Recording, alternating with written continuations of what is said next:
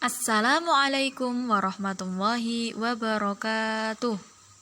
Bertemu lagi dengan saya di pelajaran Sejarah Kebudayaan Islam kelas 11. Pada minggu kemarin, kita sudah belajar tentang materi perkembangan Islam masa Daulah Utsmani. Pada pertemuan kali ini, kita akan belajar mengenai materi perkembangan Islam masa Daulah Mughal. Yang akan kita pelajari hari ini adalah KD 3.5, mengevaluasi sejarah lahirnya Daulah Mughal. Materi pertama adalah sejarah lahirnya Daulah Mughal, dan materi yang kedua adalah strategi dan kebijakan pemerintahan Daulah Mughal. Materi yang pertama adalah sejarah lahirnya Daulah Mughal. Daulah Mughal didirikan oleh Zahiruddin Muhammad Babur atau yang dikenal dengan sebutan Babur. Ia adalah salah satu cucu dari Timur Leng. Ayahnya bernama Umar Mirza, yaitu penguasa Fargana. Kepemimpinan Babur sudah diwariskan oleh ayahnya pada saat Babur masih berusia 11 tahun. Babur memasuki India setelah mengalahkan Samarkand dan juga Kabul. Pada saat menggantikan ayahnya menjadi pemimpin di Fargana, ia punya ambisi kuat untuk menguasai Samarkand, yaitu kota terpenting di Asia Tengah pada saat itu. Dalam usaha pertamanya, ia mengalami kekalahan, tetapi karena mendapat amunisi tambahan dari Daulah Syafawi, akhirnya Samarkand bisa dikuasai pada tahun 1494 Masehi. Setelah Samarkand, target berikutnya adalah Kabul, yaitu ibu kota Afghanistan. Dan setelah Kabul berhasil ditaklukkan, Babur melanjutkan ekspansinya ke India. Pada saat ke India di bawah kepemimpinan Ibrahim Lodi dan sedang mengalami krisis dan juga diliputi kekacauan. Paman Ibrahim Lodi yang bernama Alam Khan bersama Daulat Khan atau Gubernur Lahore meminta utusan ke Kabul dan meminta bantuan Babur untuk menjatuhkan Ibrahim Lodi di Delhi. Kesempatan tersebut tentu tidak disia-siakan oleh Babur.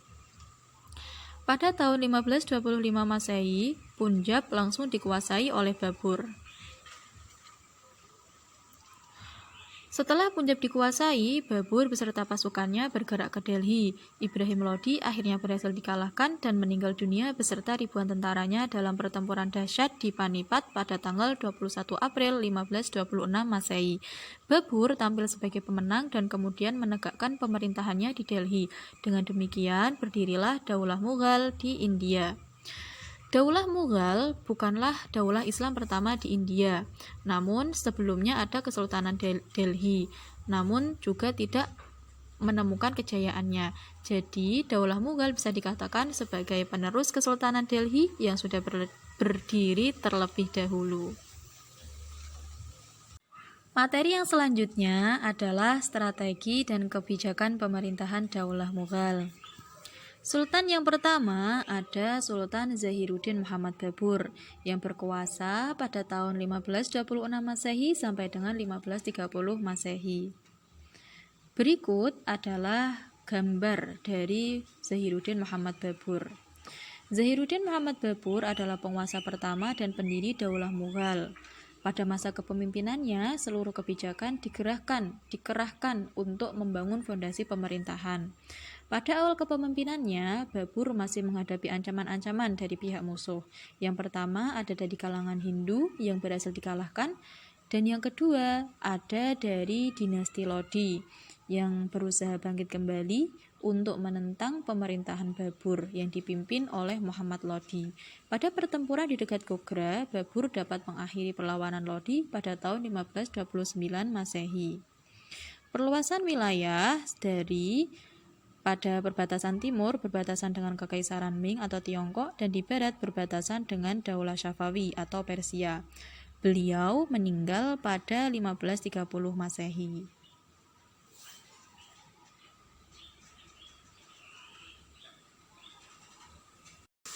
Sultan yang kedua adalah Humayun yang berkuasa pada tahun 1530 Masehi sampai dengan 1556 Masehi. Berikut adalah gambar Humayun. Humayun merupakan putra Babur yang lalu melanjutkan kepemimpinan ayahnya. Beliau memimpin Mughal kurang lebih selama 26 tahun. Daulah Mughal di bawah kepemimpinan Humayun bisa dikatakan sebagai masa konsolidasi kekuatan periode pertama. Humayun masih banyak mendapatkan tantangan atau ancaman. Di antaranya, yang pertama ada dari Bahadur Shah, yaitu penguasa Gujarat yang berusaha memisahkan diri dari kekuasaan Mughal. Yang kedua ada dari Sher Khan, yang pada tahun 1450 Masehi berhasil mengalahkan Humayun. Setelah Humayun dikalahkan oleh Sher Khan dari Afghanistan, Humayun melarikan diri ke Persia yang saat itu dipimpin oleh Tahmas, penguasa Daulah Syafawi. Beliau menyusun kekuatan di sana. Dan setelah 15 tahun selang kepergiannya, tepatnya pada tahun 1555 Masehi, Humayun kembali ke India dan melawan Sher Khan dan berhasil menegakkan Daulah Mughal kembali. Beliau meninggal pada tahun 1556 Masehi dan meninggal dunia setelah setahun sebelumnya berhasil mengembalikan kejayaan Daulah Mughal. Sultan yang ketiga adalah Sultan Jalaluddin Muhammad Akbar yang berkuasa pada tahun 1556 Masehi sampai dengan 1605 Masehi. Berikut adalah gambar Sultan Jalaluddin Muhammad Akbar. Akbar adalah putra Humayun dan mewarisi kekuasaan ayahnya pada usia 14 tahun. Karena usianya yang masih belia ini, beliau mempercayakan kekuasaan kepada Bairam Khan dan mengambil kekuasaan saat sudah dewasa. Beliau lahir di Umarkot, Sind pada 15 Oktober 1542 dan meninggal pada 16 Oktober 1605. Beliau adalah raja terbesar dan terkontroversial. Masa beliau ini bisa disebut sebagai masa kebangkitan dan kejayaan Daulah Mughal sebagai Daulah Islamiyah. Beliau juga masih menghadapi ancaman. Yang pertama ada dari sisa-sisa keturunan Sher Khan Shah yang masih menguasai Punjab dan berhasil diredam. Ancaman yang kedua adalah ancaman terbesar yang datang dari Himu yang menguasai Gwalior dan Agra. Para pemberontak berhasil memasuki kota Delhi. Kedatangan pasukan Himu disambut dengan peperangan dahsyat di bawah kepemimpinan Bairam Khan. Peperangan yang terjadi pada tahun 1556 tersebut dikenal sebagai Perang Panipat II. Dengan kemenangan tersebut, Agra dan Gwalior berhasil dikuasai oleh Mughal.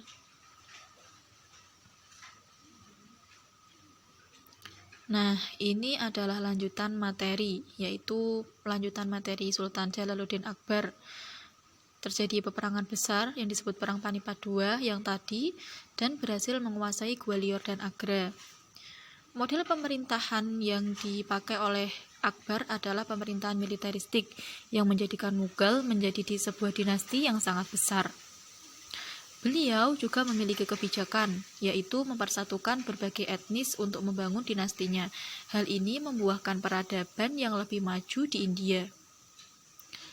Beliau melakukan perluasan wilayah sampai dengan Chundar, Gond, Chitor, Rantabar, Kalinjar, Gujarat, Surat, Bihar, Bengal, Kashmir, Orissa, Deccan, Gawilgar, Narhala, Ahmadnagar, dan Asirgah. Beliau juga berhasil menguasai Kabul dan Kandahar sebagai gerbang India. Beliau meninggal pada 16 Oktober tahun 1605.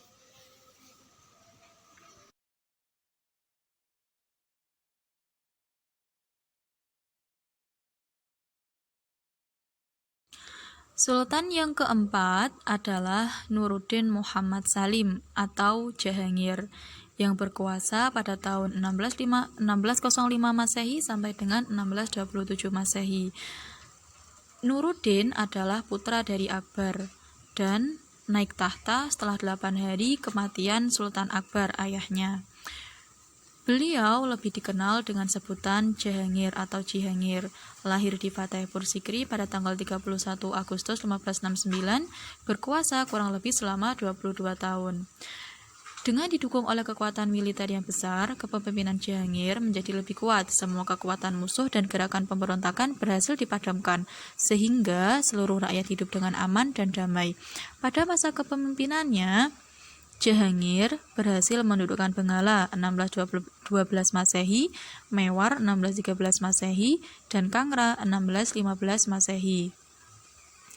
Beliau melakukan usaha-usaha pengamanan wilayah serta penaklukan yang ia lakukan mempertegas kenegarawanan yang diwarisi dari ayahnya yaitu Akbar. Beliau meninggal di Bimber pada tahun 1627. Jenazahnya dibawa ke Lahore dan dimakamkan di Shahdarabad.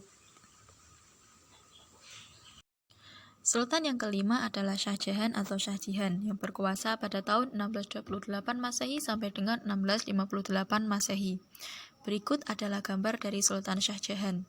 Beliau adalah raja kelima Daulah Mughal. Beliau lahir pada 5 Januari 1592. Tatkala masih kanak-kanak, ia bernama Huram. Dan Shah Jahan dikenal sebagai sultan yang berhasil membangun bangunan-bangunan megah seperti Taj Mahal dan Masjid Jama.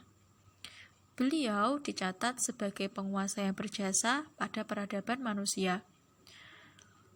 Pada masa Shah Jahan ini, Daulah Mughal mencapai puncak kejayaannya.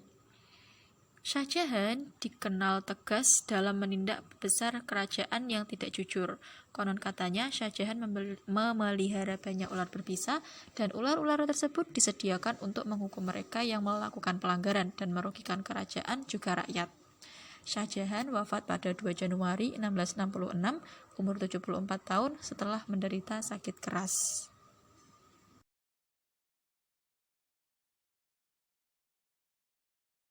Sultan yang keenam adalah Aurangzeb yang berkuasa pada 1658 Masehi sampai dengan 1707 Masehi. Berikut adalah gambar dari Aurangzeb. Pada masa pemerintahannya, Aurangzeb menghadapi tugas yang berat, di mana kedaulatan Mughal sebagai entitas Muslim India nyaris hancur dikarenakan perang saudara. Maka dari itu, masa Aurangzeb ini dikenal sebagai masa pengembalian kedaulatan umat Islam.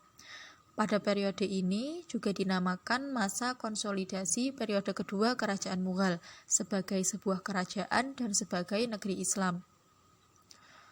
Aurangzeb juga berupaya untuk melakukan sentralisasi kekuasaan dan mengendalikan lebih banyak urusan pemerintahan dari para pendahulunya.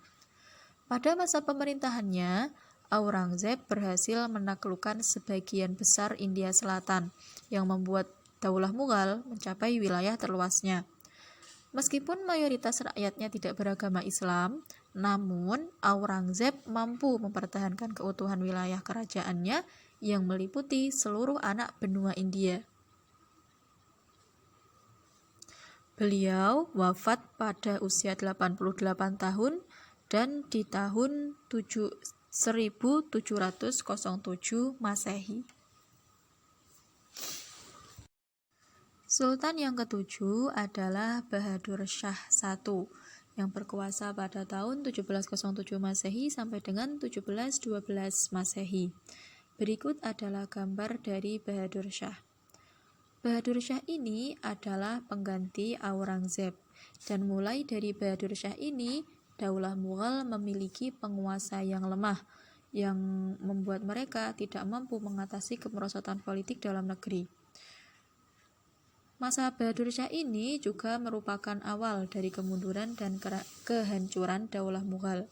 5 tahun setelah kepemimpinannya, terjadi perebutan kekuasaan antara putra-putra Bahadur Shah. Dalam hal ini dimenangkan oleh Jehandar, dan lalu Jehandar dinobatkan sebagai sultan oleh Jenderal Zulfikar Khan.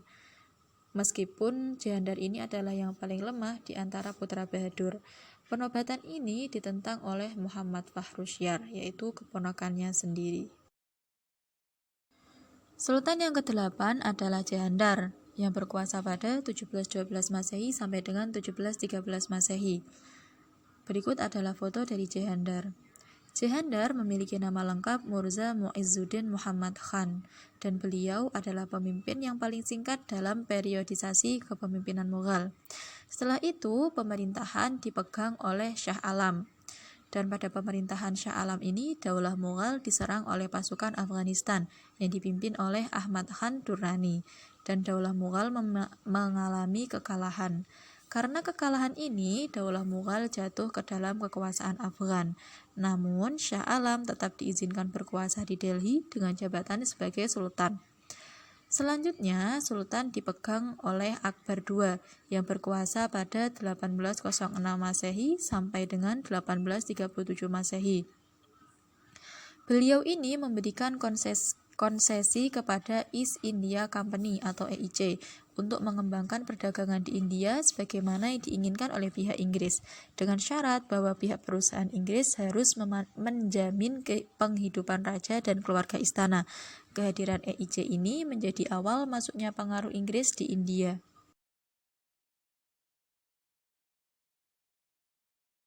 Sultan yang terakhir adalah Bahadur Shah II yang berkuasa pada 1837 Masehi sampai dengan 1858 Masehi.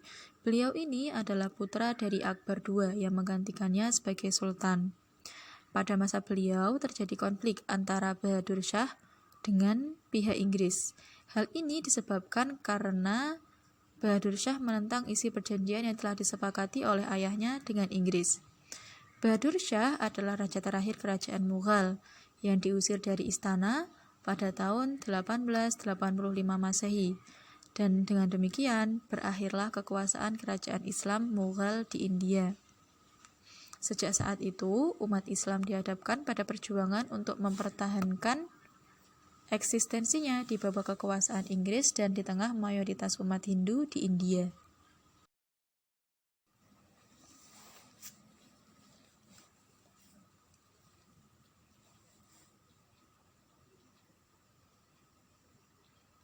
Alhamdulillah, telah selesai sudah materi kita untuk hari ini. Semoga adik-adik dapat memahami dan mendapat ilmu yang bermanfaat. Jangan lupa untuk mengisi absen dan mengerjakan kuis untuk hari ini ya. Selanjutnya, untuk materi minggu depan kita akan mempelajari tentang kemajuan peradaban Islam masa Daulah Mughal. Wallahul muwafiq ila aqwamit thoriq. Assalamualaikum warahmatullahi wabarakatuh.